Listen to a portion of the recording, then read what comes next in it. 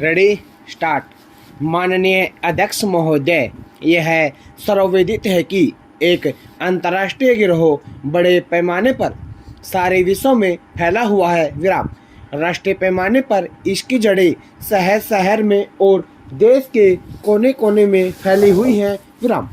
मैं चाहता हूं कि इस प्रश्न को दूसरे पहलू से और दूसरे दृष्टिकोण से सोचा जाए। विराम। आखिर तस्कर व्यापार क्यों होता है? विराम। उसके पीछे सबसे बड़ी मनोवृत्ति अधिक से अधिक धन कमाने की है। विराम।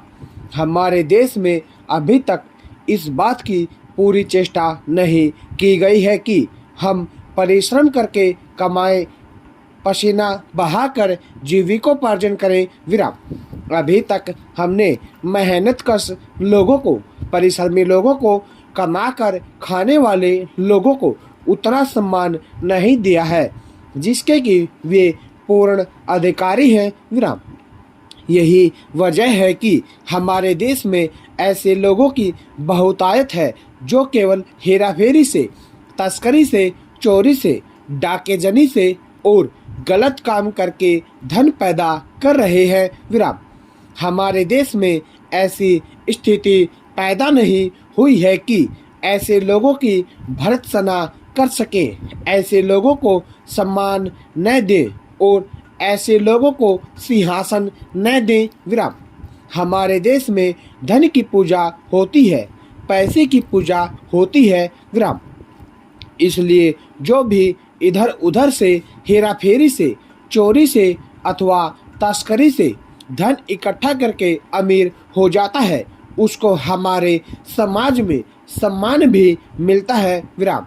यही कारण है कि इन कामों को करने की लोगों में हिम्मत बढ़ती है और लोग तस्कर व्यापार में और ज़्यादा उलझ जाते हैं। विराम।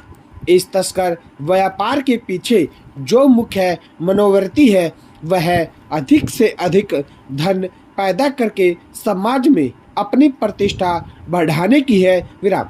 जब तक हम धन की प्रतिष्ठा करेंगे तब तक हम तस्कर व्यापार को रोक नहीं सकेंगे और यह दिन प्रतिदिन बढ़ता रहेगा। विराम। अगला पैरा।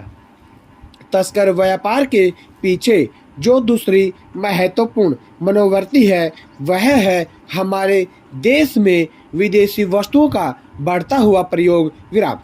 आज प्रत्येक भारतवासी अधिक से अधिक विदेशी वस्तुओं का प्रयोग करना चाहता है और उनको ऊंचे दामों पर खरीदता है। विराम।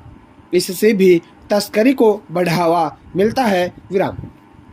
अगर हम भारतवासी यह प्रण ले लें कि हम विदेशी वस्तुओं का बहिष्कार करके स्वदेशी वस्तुओं को अपनाएं तो समस्या काफ़ी सुधर सकती है, क्योंकि जब विदेशी वस्तुएं बिकेंगी ही नहीं तो फिर उनकी तस्करी क्यों होगी। विराम। अतः यह सब हम लोगों के मनोबल पर निर्भर करता है। विराम। हम अगर दिल से चाहें तो विदेशी वस्तुओं का बहिष्कार करके तस्करी का उन्मूलन कर सकते हैं। विराम। लेकिन इसके लिए ऐसे मनोबल की आवश्यकता है जो केवल महात्मा गांधी में था। विराम। अगला पैरा। इस बिल का समर्थन करते हुए मैं 2-3 बातें और स्पष्ट करना चाहता हूँ। विराम। आज देश में सोने का आयात बढ़ रहा है और चांदी का निर्यात भी देश में बढ़ रहा है। विराम। हमारे देश के किसानों ने मेहनत करके अच्छी कमाई की है। विराम। मेरा निवेदन है कि मेरी बात ध्यान से सुनी जाए। विराम। मैं जो बात कहने जा रहा हूँ उस बात से चौधरी साहब नाराज न हो। विराम। किसान भाइयों ने पिछले 10-15 सालों में खूब सोना खरीदा है। विराम। उनके अंदर सोना खरीदने की आदत बैठी हुई है और वे निरंतर सोना खरीद रहे हैं। विराम। इसका परिणाम बड़ी तस्करी को बढ़ावा देना है, क्योंकि दूसरे देशों में सोना सस्ता है और इसलिए सोना बाहर से समगल होकर आता है और अब भी आ रहा है विराम। हमारे देश में उनको सोने का भाव काफ़ी अच्छा मिलता है विराम। अतः आज किसानों की यह हालत है कि वे अपने उत्पादन की कमाई से अपने बच्चों को अच्छे स्कूलों में न पढ़ाकर और अपने जीवन स्तर को ऊपर न उठाकर निरंतर सोना खरीद रहे हैं विराम। इसके परिणाम स्वरूप सोने के दाम बढ़ते ही जा रहे हैं विराम। स्टॉप।